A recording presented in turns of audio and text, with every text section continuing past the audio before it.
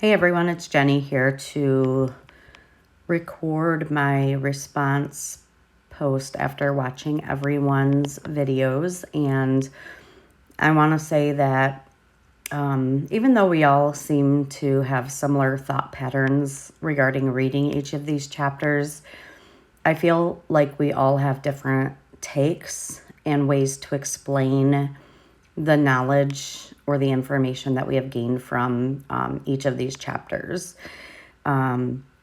Specifically with this chapter, after watching everybody's videos and kind of reflecting upon the information within it, I had a pretty big takeaway thought, and that was that America is the country that spends the most dollars on healthcare annually, yet we are the most unhealthy country in the nation. And after reading this chapter, listening to posts, it is evident to me that our country suffers at the expense of the monopoly that is within our system. For example, those with chronic illness, they tend to make less money and yet, maybe have more chronic illness and need multiple medications just for their survival. Therefore, when our system jacks up the prices of medications or pays other companies to delay coming out with a competitive drug, it only further increases our overall healthcare expenses.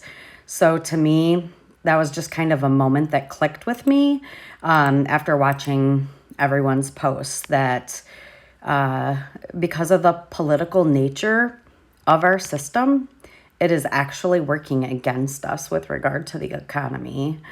And many students were moved by Melissa's story, myself included.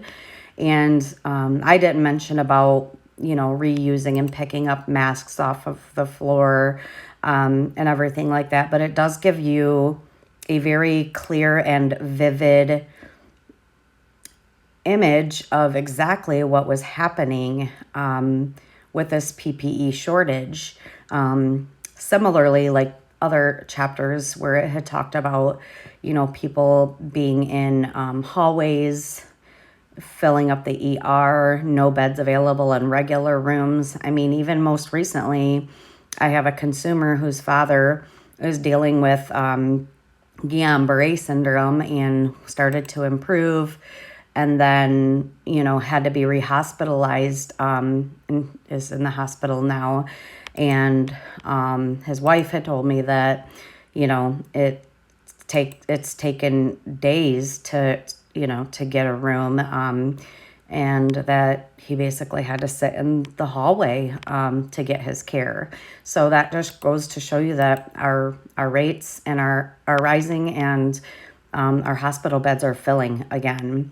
And I had recently seen the Sparrow Hospital had posted something about the rate of those who are hospitalized right now with COVID, and how many of those are vaccinated versus unvaccinated and things like that. And I believe it was either 70 or 75% of people hospitalized within the system right now are completely unvaccinated.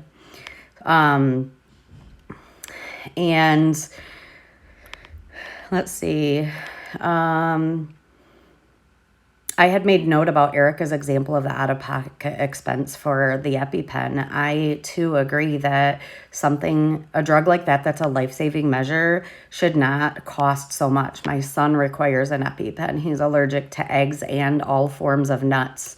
And thank God we have insurance because that is something, it's a one-time use and life-saving measure. So, yeah. So our system decides that this is a drug that we should probably charge a lot for because it is necessary to potentially keep someone alive in the event that they have an anaphylactic reaction.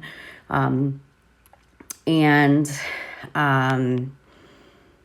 Alexandria had mentioned about how our current upcoming potential mandate within the health, or vaccination mandate within the healthcare workforce may now take a turn because of those that do not want to get vaccinated. I know when that had first come out, our CEO had sent the initial email and then another follow-up one stating, wait, before everybody starts to resign, or though, those wishing to, please know that we are working as diligently as possible to follow recommendations and, basically hoping that they would not have to mandate it. So that is definitely coming down the pike in the near future.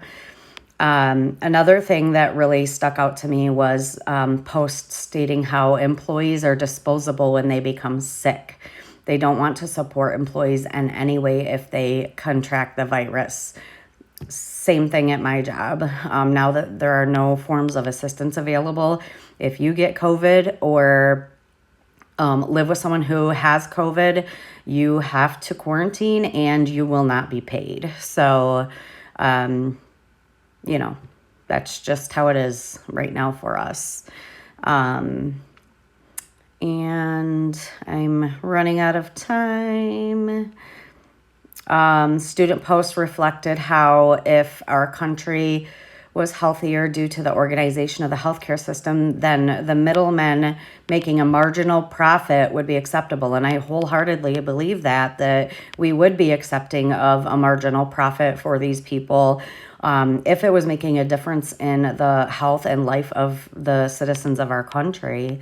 I guess one last thing I want to just talk about is the pharma agencies. So, I have been in the healthcare field for a long time, and, I knew that there was something like that happening. I mean, even when you go to the doctor's office, how often are there drug reps there, right?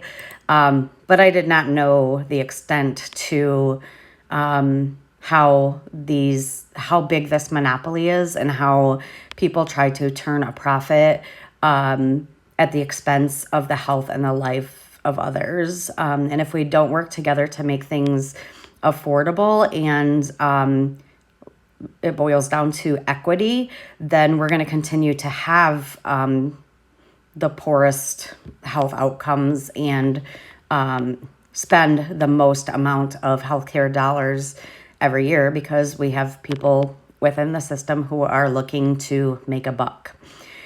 So those are my thoughts. I cannot wait to see everyone else's final videos and delve into the next chapter. Have a wonderful week.